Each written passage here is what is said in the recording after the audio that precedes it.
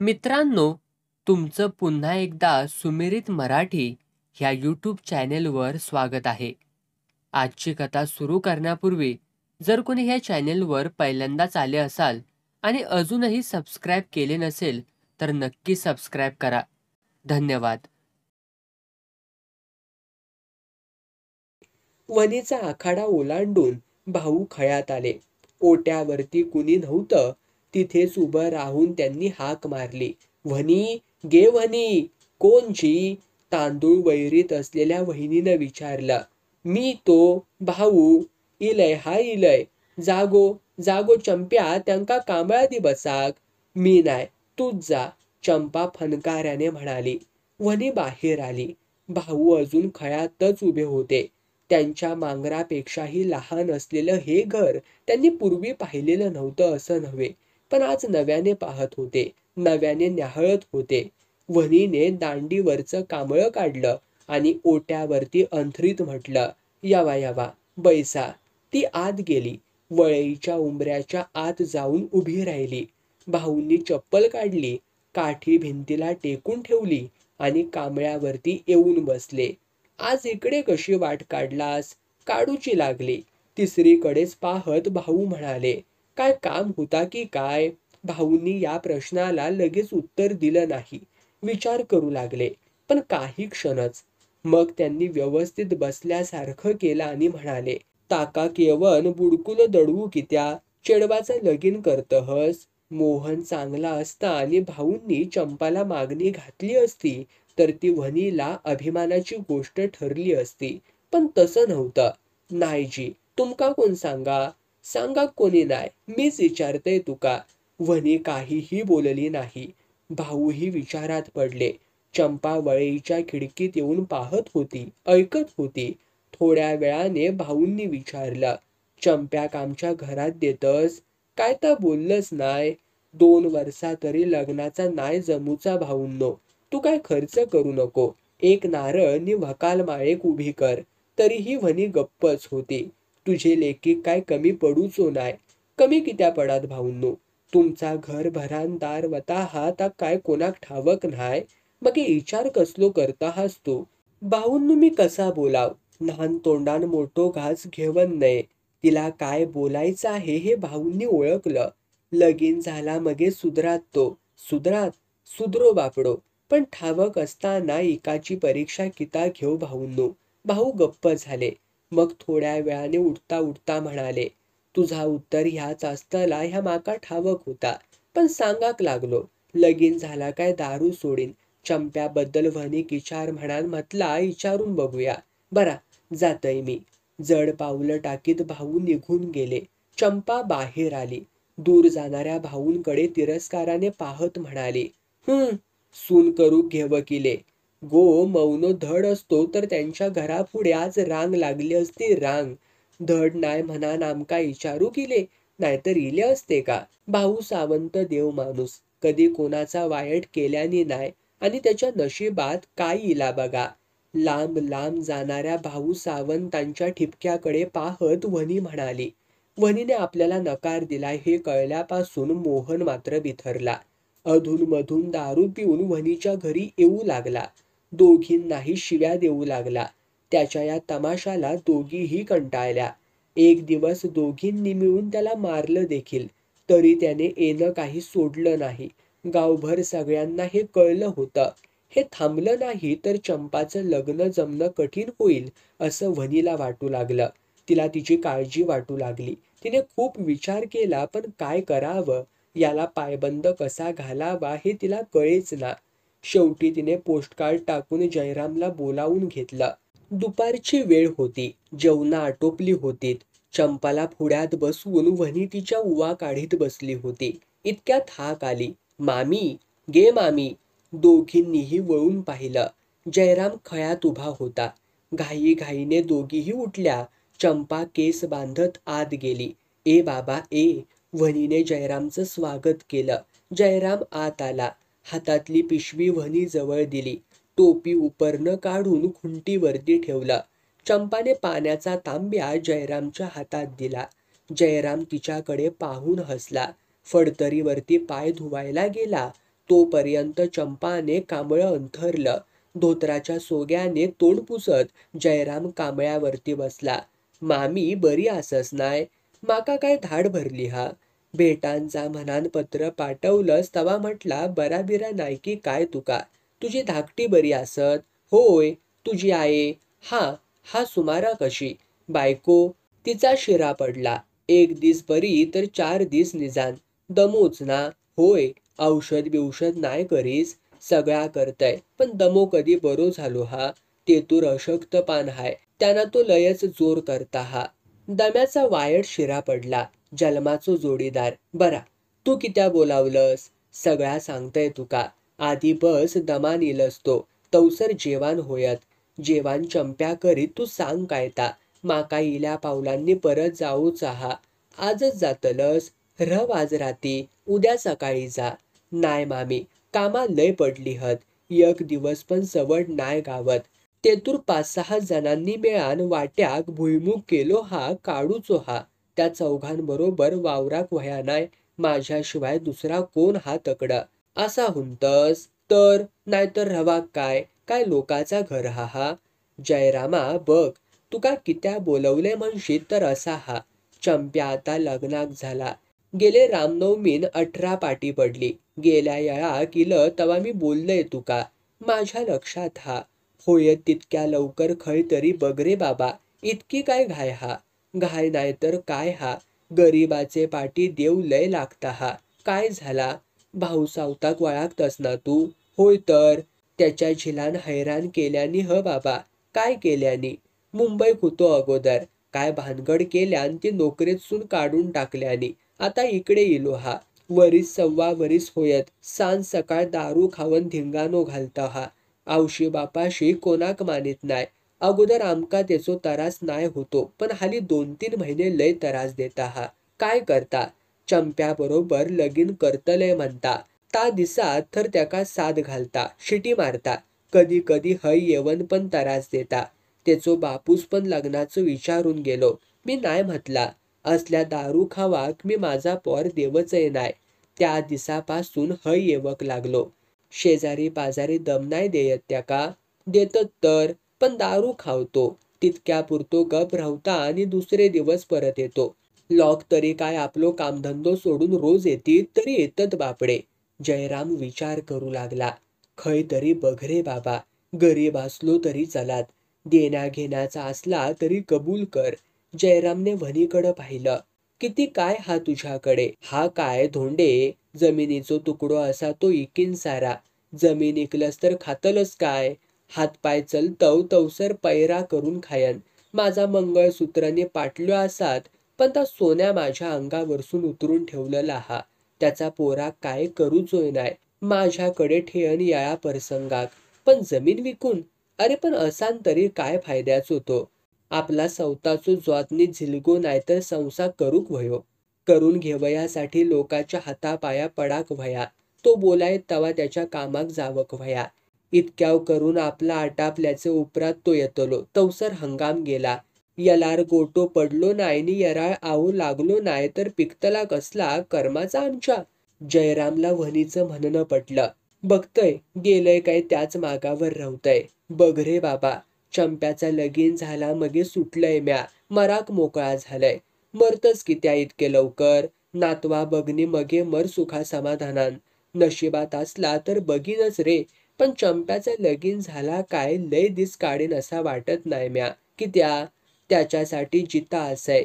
ता ह्या घरातसून गेला मगे घर खावक येतय माका 4 वांगांनी. आता येतलय तो सोवर्गत घेऊनच. असं सांगून जयराम गेल्यापासून चंपाचं मन कल्पनेच्या आकाशात भराऱ्या मारू लागलं. आपला नवरा कसा असेल? कुठल्या गावचा असेल? शेतकरी असेल की चाकरमानी असेल? चाकरमानी हा स्वतःच उच्चारलेल्या शब्दाने ती दचकली, घाबरली.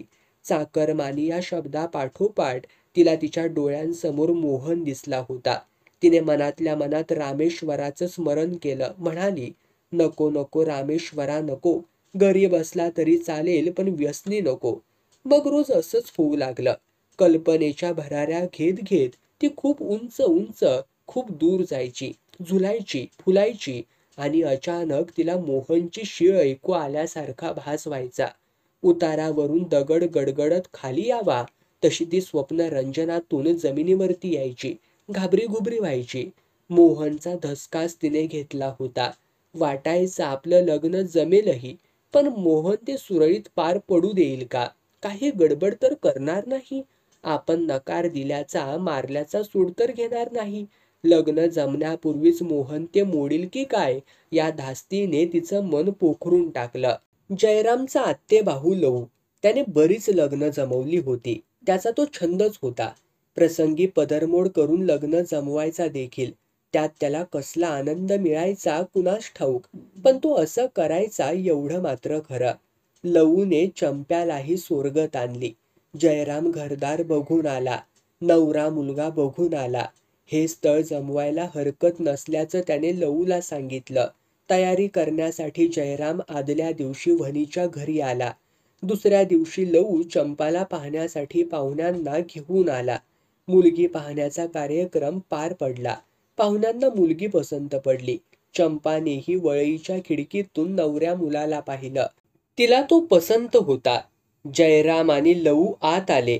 त्यांनी वनीला आणि चंपाला त्यांचं मत विचारलं. दोघींनाही मुलगा पसंत होता. ते बाहेर आले. लहू बोलू लागला. मी जरी मध्यस्थी असलंय तरी आजचे बैठकीत मी मुलीची बाजू घेऊन बोलतलय. त्याचा कारण असा हा, घरात दोनव बायल माणसा, घरात जबाबदार झील माणूस कोणोय नाय. चलात म्हणा. चलात. दोघे तिघे पाहुणे एकदम म्हणाले. बरा तर, मुलगी तुमका पसंत असा, मुलगो आमका पसंत असा. आता व्यवहाराचा बोलाक हरकत नाय. मग तुमचा कायता बोला. मुलीच्या घरची परिस्थिती मी तुमका अगोदरच स्पष्ट केलेली हा, ता ध्यानात ठेवनच बोला. आम्ही काय मागत बिघत नाही. रीतीप्रमाणे त्यांनी आपले लेकी घालूचा. नवऱ्या मुलाचा बाप म्हणाला. लहू हसला. म्हणाला, पाहुण्यांनो, लय हुशार तुम्ही. कसे? आम्ही काय मागत नाही असा म्हणान सगळाच मागलास? काय मागलाव? रीतीप्रमाणे घाला मगे सगळाच इला की नाय? गळ्यातला, नाकातला, कानातला, हातातला, इतक्या आमका झेपाचो नाय. नवऱ्या मुलाचा बाप हसला. म्हणाला, बरा, तुमका झेपा तितक्या घाला, आणि नाय घातलास तरी काही एक हरकत नाय. आमक्या झेपा सोबा तितक्या आम्ही घालू. असा बोला. ह्या बोललास बरोबर. नाहीतर काय व्हता, आयत्या येळार लोक शब्दात धरतत आणि पंचायत करून टाकतयत. आजपर्यंत 5-50 सुरगती जमवलंय. माका अनुभव असा ह्यो गोष्टींचो. बरा, आणखीन काय? काय नाय. मग या ठरला तर? होय, ठरलो. साखरपुड्याचा मुहूर्ताचा मगे ह्यांच्या अडचणी बिडचणीचा विचार करून सांगताय. लहू म्हणाला. हरकत नाय. जयरामा चायपाणी झाला असला तर घेवन ये. झाल्या कामाक उशीर नको. पावल्यांका लांबच जावोचो हा. चहा लाडू घेऊन जाण्यासाठी जयराम आत आला. बाहेर पाहुण्यांच्या मनमोकळ्या गप्पा सुरू झाल्या. हास्य विनोदाची कारंजी उडू लागली. चंपाच्या मनातही आनंदाची कारंजी उडत होती. मुलगा दिसायला चांगला होता. तब्येतीने जाडजूड होता. चंपापेक्षा सरस होता. 5 वर्ष पोलिसात नोकरी केल्यावर गेल्याच वर्षी शेती सांभाळण्यासाठी नोकरी सोडून गावी आला होता. कुटुंबात माणसं सुद्धा जास्त नव्हती. मुलाचे आई वडील आणि एक धाकटा भाऊ. तो मुंबईला नोकरीत होता. इथं शेती भरपूर होती. इतकं चांगलं स्थळ चंपाला मिळेल असं वनीला वाटलं नव्हतं. म्हणूनच लग्नाचं नक्की झालं तरी तिचा विश्वासच बसत नव्हता. वाईट गोष्टींवरती आपण चटकन विश्वास ठेवतो, पण चांगली गोष्ट कळल्यावरती मन थोडा वेळ शंकित होतं. तसं वनीचं झालं होतं. अपशकुनी म्हणून आपण जिला दोष देत होतो तिने नशीब काढलं होतं. जयराम प्रत्यक्ष नवऱ्या मुलाच्या घरी जाऊन आला होता. त्याचं घर, शेतीवाडी बघून आला होता. मुलाचा बाप पूर्वी गावचा फौजदार होता. घर मोठं होतं. जयराम तर सांगत होता, त्यांची शेणी लाकडांची खोप तुझ्या घरायदी हाय. मामी, ह्याच्यावरसून तू चंप्याच्या घराचो अंदाज कर अंदाज. हे सगळं ऐकल्यावर भाबडेपणाने वनीने जयरामला विचारलं होतं. इतक्या मोठा घराणा आणि त्यांनी चंप्याक 5 कसारे केल्याने. कित्या? चंप्याक काय तू असा तसा समजलास की काय? मी तुका पहिल्यापासूनच सांगत होतोय की नाही. वनीला आठवलं. चंप्याच्या लग्नाचा विषय काढला की जयराम नेहमी म्हणायचा, गे कित्या त्याच्या लग्नाची तू काळजी करतस, त्याका वाटेचो वाटसरू पण घेऊन जायत. वनी हसली, पण तिच्या शंकेचं निरसन मात्र झालं नव्हतं. तिच्या मनात हीच शंका धुमाकूळ घालीत होती. त्यांनी काही न देता घेता चंपाला पसंत तरी कशी केली? त्यांची बाजू कुठे लंगडी पांगडी तर नाही ना? मुलात काही खोड? पण हे जयरामला विचारायचा तिला धीरच झाला नाही. आपण इतक्या आपुलकीने करतो आणि मामीचा आपल्यावरती विश्वास नाही असं त्याला वाटलं असतं. पाहुण्यांनी काही मागितलं नव्हतं, पण मुलीच्या अंगावरती एखाद दुसरा तरी दागिना आपण घालावा. अगदीच लंकेच्या पार्वतीसारखी तिला सासरी पाठवू नये असं वनीला वाटू लागलं. आजवर तिला आपण नाकातली फुली देखील करून दिली नव्हती. नाकात तुळशीची काडी घालूनच बिचारी आजपर्यंत फिरते. एखादी फुली किंवा कुडं तरी आपण तिला करून घालायला हवं होतं. मुलीच्या जातीला दागिन्यांची दांडगी हौस असते, पण तिने कधीही हट्ट धरला नाही, मागितलं नाही. आपल्यालाही तिचे उघडे बोडके नाक आणि कान कधी दिसले नाहीत. कधी टोचलं चंपाचं नाक? वनीला काहीच आठवेना. आठवायलाच हवं होतं असं नव्हतं, तरी माहीत करून घेतल्याशिवाय तिला राहावेच ना. चंपा बाजूलाच बसली होती. काय गे गो, तुझा नाक कधी ढोपलला आता माझ्या ध्यानातच नाही बघ. मॉप वर्षा झाली. मी नेले तुका सोनारा थय? नाय तर कोणाबरोबर गेलस? इतक्या तुझ्या ध्यानात नाय? नाय. शिरा पडली रे माझे यादरती. पण चंपाला तो दिवस मात्र अजून आठवत होता. तेव्हा ती 8-9 वर्षांची होती. वनी कुणाच्या तरी पैऱ्याला गेली होती. चंपा एकटीच मातीच्या बुडकुल्या घेऊन खेळत होती. इतक्यात पाठल्या घरातल्या काकीने हाक मारली. ती त्यांच्या घरी गेली. काकी आपल्या दोघी मुलींना घेऊन सोनाराकडे जायला बाहेर पडली होती. त्यांची नाकं टोचायची होती, पण त्या तिघीच होत्या. चांगल्या कामाला तिघांनी जाऊ नये म्हणून चंपा त्यांना सोबतीला हवी होती. दोघही सोनाराकडे आलीत. दोघींचीही नाकं टोचून फुल्या घातल्यावरती बाळा सोनाराने चंपाकडे पाहून विचारलं, ह्या पोरग्या कोणाचा? आमच्या शेजारणीचा. विठोबाचा चेडू? होय होय विठोबाचा. तुझा टोचूचा असो गो नाक. चंपा लाजली. टोपतस गो? काकीने विचारलं. नाय, टोपून घे. कधीतरी टोपतलस ना? वनी करवादात. करवादात कित्या? टोपूचो पैसे मी देतलय. टोपावो ह्याचो पण नाक. पण नाकात घालतला काय? सोनाराने विचारलं. एका कानातली मुदी काढून नाकात घाला. चंपाने कानाला हात लावून पाहिलं. बारशा दिवशी तिच्या कानात घातलेल्या त्या मुद्या आता घट्ट होत असत, फिरत देखील नसत. ए गो. चंपा उठली. सोनाराच्या समोर जाऊन बसली. सोनाराने नाक टोचलं. काटा टोचावा तस्सं वाटलं. त्याने कानातली मुदी काढली आणि चंपाच्या नाकामध्ये घातली. तिला आनंद झाला. चेहऱ्यावरती हसू फुटलं. घरी येईतोपर्यंत तिच्या चेहऱ्यावरचं हसू मावळलं नव्हतं. कानातलीच मुदी काढून नाकात घातली होती, पण एखादा नवीन दागिना घातल्यासारखं तिला वाटत होतं. तिचा एक कान मोकळा होता. ती तुळशीजवळ गेली. बारीकशी सुकलेली काडी घेऊन कानामध्ये घातली. वनीची वाट बघत ओट्यावरती जाऊन बसली. केव्हा एकदा आपण नाक टोचल्याचं वनीला सांगतोय असं चंपाला झालं होतं. वनीला येताना पाहून ती उठून उभी राहिली. सांगण्यासाठी, नाक दाखवण्यासाठी पुढे झाली. पण वनीला काकी भेटली असावी. चंपाने सांगण्या अगोदरच ती म्हणाली, नाक टोपलसे घातलंच काय? फुली बिली करून मागशी तर ढुंगणावरती लात मारीन. माका परवडायचो नाही ते नखरे. असं रागाने म्हणून ती चंपाच्या अंगावरून आत गेली. चंपा हिरमुसली. तिच्या डोळ्यांमध्ये अश्रू तरारले. काल परवा घडलं असावं इतक्या स्पष्ट सारं चंपाला आठवलं, पण वनीला काही आठवत नव्हतं. कसं आठवणार? बाण सुटतो तिथे काहीच खूनगाठ राहत नाही, पण जिथे लागतो ना तिथे जखम भळभळत असते. धनुष्याच्या बाणाची जखम कालांतराने भरून येते, पण शब्दांच्या बाणाने झालेली जखम अश्वत्थाम्याच्या जखमेसारखी जन्मभर सोबत करते. त्या कटुप्रसंगाची आठवण चंपाला यावेळी नको होती.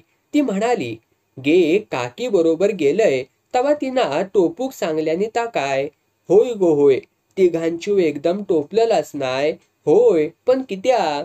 आता तुझ्या नाका कानात करूक व्हयाना. काही एक नको माका. नको कसा? पण पैसे खैसून हाणतलस? जमीन इकतलय. नको नको. जमीन नको इको वाडवडिलांची. वही कित्या? माझे पाठी कोण हा? काय झिलपूत हा खावक? पण नको इकू. पाहुण्यांनी काय मागाक नाय हा. त्यांनी मागाक नाय, पण आपण समजान घालूकोच व्हया. माहेरचो असो एकतरी दागिनो व्हयो अंगावरती. वनीने जमीन विकून टाकली. वाडवडिलांच्या आठवणीचा एक दोर कायमसाठी कापून टाकला. जमीन साटम मामांच्या शेतालाच लागून होती. त्यांनीच ती घेतली. त्या पैशातून वनीने चंप्याला कुडी नथ आणि बुगड्या केल्या. लग्नाआधी 4 दिवस जयराम बायको मुलांना घेऊन आला. जेवणावळीसाठी लागणारा तांदूळ, गोटा आणि बाजार पदरमोड करून स्वतः आणला. लग्न मुलाच्या गावी होणार होतं. त्या गावात उचलून जायचं होतं. आदल्या दिवशी सकाळी साखरपुडा, संध्याकाळी घाणं भरणं आणि दुसऱ्या दिवशी सकाळी लग्न असा एकूणच कार्यक्रम ठरला होता. नवरी आणि इतर माणसं, सामान सुमान यांसाठी 3 बैलगाड्या ठरवल्या होत्या. वाडीतली पुरुष मंडळी गाड्यांबरोबर चालत येणार होती. गाड्या येऊन दारामध्ये उभ्या राहिल्या. सामान सुमान भरायला सुरुवात झाली. घराच्या देवापुढे दिवा लावला. अमृताचं फळ ठेवून साटम मामांनी देवाला गाऱ्हाणं घातलं. डबडबल्या डोळ्यांनी चंपाने देवाला आणि जमलेल्या वडीलधाऱ्यांना नमस्कार केला. त्यांचे आशीर्वाद घेतले.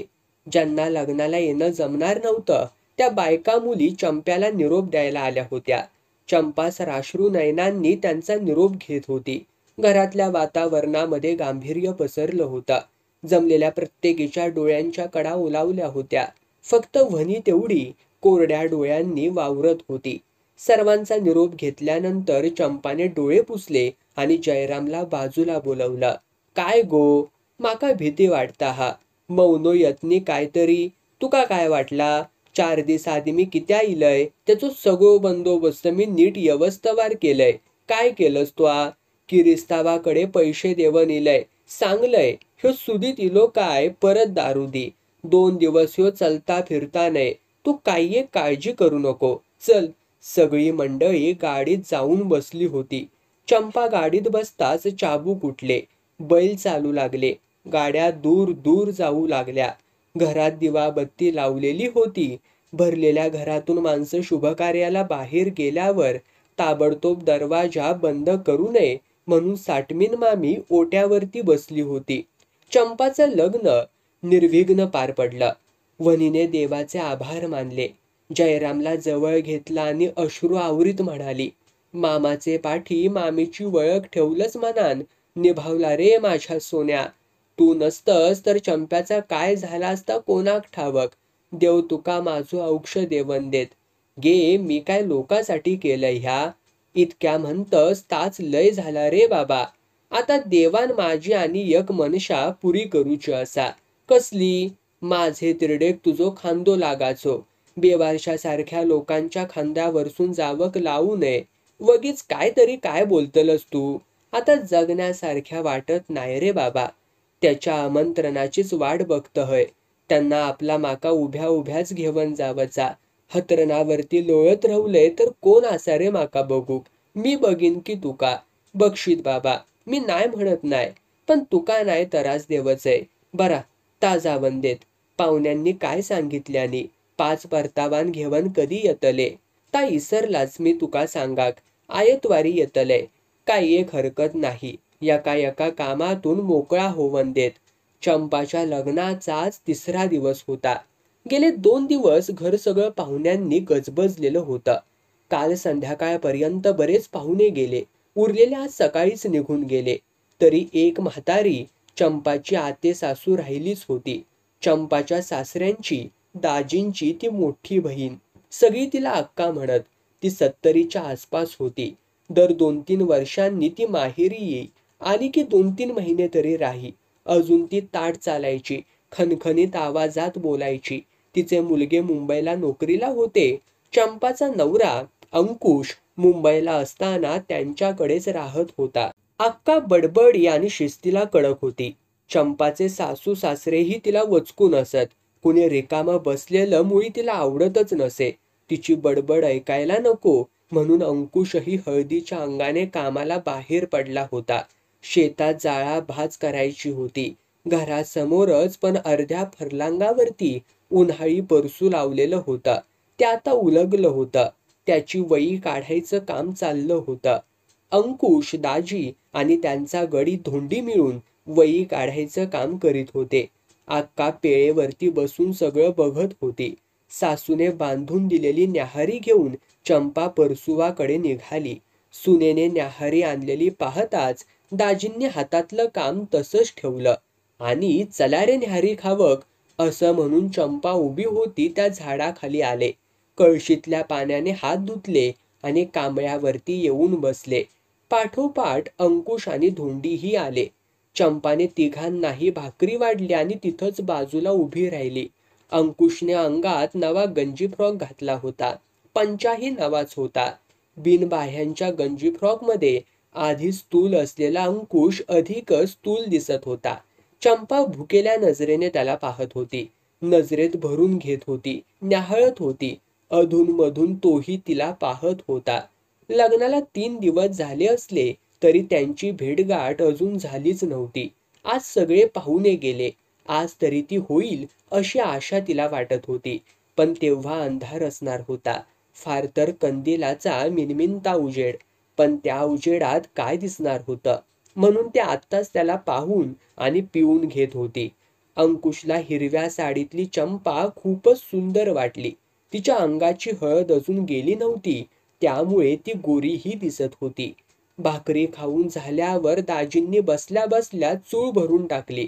पंचाला हात पुसून कानावर ठेवलेली कुड्याच्या हिरव्या पानाची विडी तोंडात धरून कनवटीची काडी पेटी काढली आणि मस्तपैकी झुरका मारला. उठता उठता बसताना जमिनीवरती काढून ठेवलेला कोयता पुन्हा आकडीत घातला आणि निघाले. पाठोपाठ धोंडी आणि पुन्हा एकदा चंपाला पाहून घेत अंकुशही निघाला. भांडी गोळा करून चंपा घरी परतली. खळ्यात आल्यावर अक्काने तिला हाक मारली. सुने. चंपा तिच्याजवळ गेली. नाव काय ठेवल्यान गो तुझा अंकुसान? अनुसया. अनुसया? बरा हा. बस बस. चंपा बसली नाही. बस गे. चंपा चुळबुळू लागली. बस तू. कोण करवदाचा नाही तुका. मी असय. बस. चंपा तिच्या शेजारी पेळेवरती बसली. न्याहारी खाल्ल्यानी. हा. तोंडात काय होता? चण्याची उसळ. गोवान किती भाकऱ्यो खाल्यान? चंपाने नुसतंच अक्काकडे पाहिलं. सांग. 2. गोवान खाल्लेला मोजतहस? चंपा चपापली. खाली मान घालून बसली. गोवान खाल्लेला बघू नये. मागात तितक्या घालूचा असा. सासूबाईंनी तिघांक 2-2 देवक सांगल्यानी. ओशाळून चंपा म्हणाली. तुका सांगान ठेवतय गो. ती हसली. चंपाही हसली. तुका काम करूची सवय असा ना? होय. तुका सगळा करूचा लागतला. सासू कायेक बाहेर पडायची नाही. निस्ता रांधून घालीत. माका सगळी कामं येतात. तुका येतात पण तुझ्या घोवाक खय येतात. त्याका शेतीतला कायेक जमतव नाही नि झेपाचाव नाही. अंगान पेलवान दिसता पण ताकद नाही हा. इंजेक्शना घेवन घेवन अंग सगळा सुटला हा. इंजेक्शना?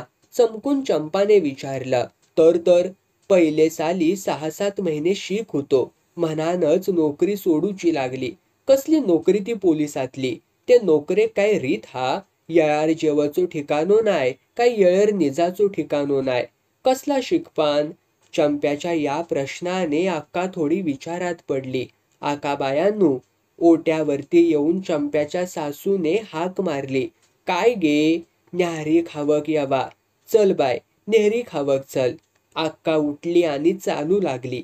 डोक्यात प्रश्नांचा गुंता घेऊन चंपा ही कुणीतरी ढकलीत असल्यासारखी मागून निघाली.